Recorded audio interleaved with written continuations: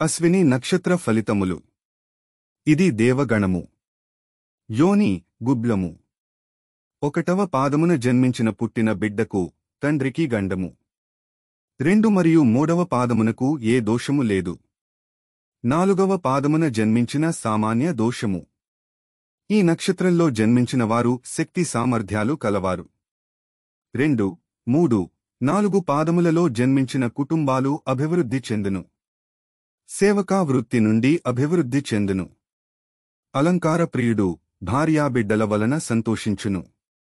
త్వరితగతుడు, బలశాలి, స్త్రీ వాంఛ కలవాడు, నిదానంగా ప్రసంగించును.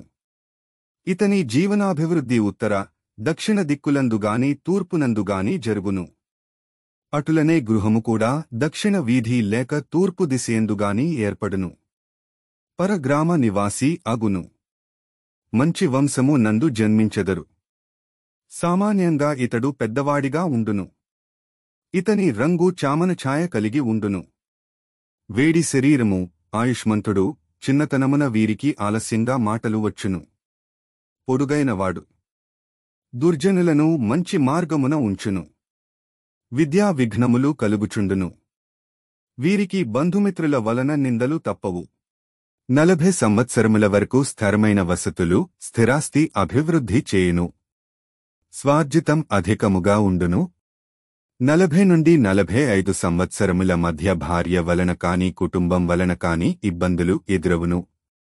జీవితమును గూర్చి 60 సంవత్సరంలో ఆందోళన, భయం. ఇతరులకు లోబడి ఉండిన మంచివాళ్లని అనిపించుకొనును. దైవభక్తి ఎక్కువ. మొత్తం మీద ఈ నక్షత్ర జాతకుల జీవితం సుఖముగాను, ఆధ్యాత్మిక దృష్టి కలిగి ముందుకు సాగిపోవును. ఈ నక్షత్ర స్త్రీలు బలవంతురాలు, అహంకారం కలదియు అగును. వ్యవహారంలయందు నేర్పు కలది.